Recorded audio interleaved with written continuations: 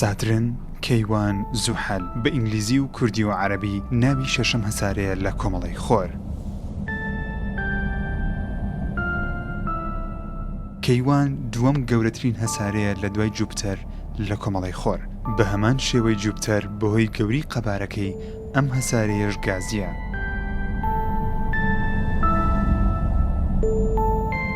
زوحەل قەبارەکەی زۆر گەورەیە بە شێوەیەک 95 جار لە زەوی گەورەترە. ناوی ساترن لە خودایەکی کشتوکاڵی ڕۆمانی وەرگیراوە. چەقی ساترن لە نیکل و ئاسن و ئۆکسجین و هایدرۆجین پێکاتوە. زانایان پێشبینی دەکەن بەردیش بەڵام بە شێوەی خاگنا بەڵکو و پەرش و بڵاوی لە چەقی ساترن بوونی هەبێ.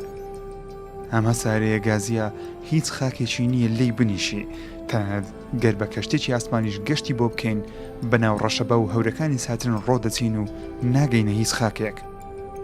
ساترن خاوەنی ڕەشەبای گەورە و بەهێزە، خێراییان دەگاتە 1800 کیلۆمەتر لە کاتژمێرێ. ڕەشەباکانی ساترن لە جوپتەر بەهێزترن و خێراترن.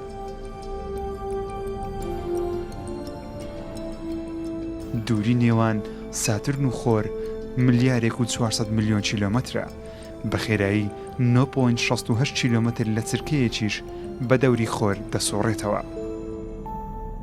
ساڵێکی ساترن 10759 ڕۆژی زەویە، واتە ساڵێکی زوحەل دەکاتە 29 ساڵ و نیوی زەوی. شەو ڕۆژی ساترن لە زەوی نزیکە بەڵام تۆزەی خێراترە کە 10 کاتژمێر و 42 خولەکی پێدەچێ، واتە ساترن بە 10 کاتژمێر و 42 خولەک لە دەوری خۆی دەخولێتەوە و شەو و ڕۆژ دروست دەکات. هەساری ساترن خاوەنی کەش و هەوایەکی تێکشکێنەر و خنکێنەرە. هیچ بوونەوەرێکی سەر زەوی ناتوانێت لەسەر ئەم هەسارەیە بژی، چونکە ڕێژەی ئۆکسجین زۆر کەمە و ناتوانرێ هەناسەی تێدا بدرێ. تەنیا لە پۆینت چرکەیە مرۆڤ بەبێ هیچ پاڵپشتێکی دەرەچێت لەم هەسارەیە دەمرێ و لاشەی لەگەڵ ڕەشەبا و توند و تیژی کەش و هەواکەی دەتەقێ. بێگومان کە ناوی زوحەل ڕاستەخۆ لە هزری هەمووان ئەڵقەکەی دەوری نیشان دەدرێ. ساترن بە ئەڵقەیەک لە بەردی گەورە و بچووک و بەفر دەورە دراوە. هەمووشیان بە خێراییەکی ڕێگ و پێک بەهۆی هێزی ڕاکێشانی زوحەل لە دەوری دەسۆڕێنەوە. درێژی ئەم ئەڵقەیە لە نێوان 6000 بۆ 120000 کیلۆمەترە. هەروەها بە شێوەیەکی ئەڤەرێج ئەستوری ئەڵقەکەی دەگاتە 20 مەتر. دوورترین بەشی ئەم ئەڵقەیەی ساترن 12 ملیۆن کیلۆمەتر لێی دوورە کە بە فایۆ ڕینگ دەناسرێت. هۆکاری دروستبوونیشی دوو بیردۆز هەن. یەکێکیان دەڵێت لە کاتی دروستبوونی هەسارەکە مانگێکی تەقیوەتەوە و بەهۆی هێزی ڕاکێشانی هەسارەکە پارچەکانی ئەم مانگە لە دەوری دەستیان بە سوڕانەوە کرد.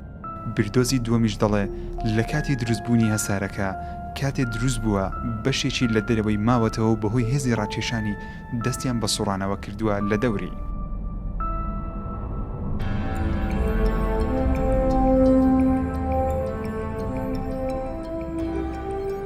ساترن خاوەنی 62 مانگە.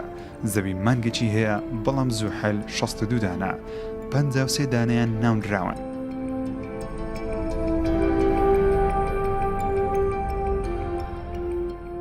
تایتن گەورەترین مانجی زوحەلە و دووەم گەورەترین مانجیشە لە کۆمەڵی خۆر. قەبارەکەی لە هەساری عەتاردیش گەورەترە. تاکە مانجیشە لە کۆمەڵی خۆر خاوەنی کەش و هەوایەکی جێگیرە و ئەگەری بوونی ژیان لەسەری هەیە. کەش و هەوای ئەم هەسارەیە جێگەی لێکۆڵینەوەیە، چونکە چەندین زانای ئێستا کار لەسەرەوە دەکەن بتوانن زانیاری زیاتر لەسەر ئەم مانگە وەرگرن.